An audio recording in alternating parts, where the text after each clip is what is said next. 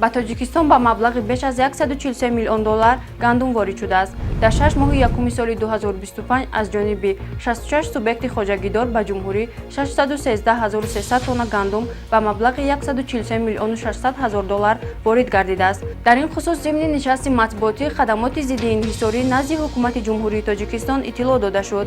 дар ин давра дар ҷумҳурӣ истеҳсоли гандум дар ҳамаи категорияҳои хоҷагиҳо 579 ҳазор тоннаро ташкил намудааст.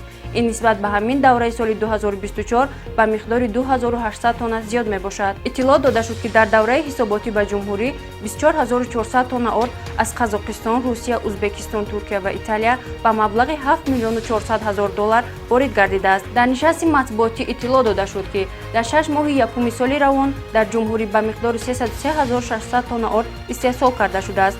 ҳаҷми истеҳсоли он нисбат ба ҳамин давраи соли 2024 40800 тонна зиёд гардидааст.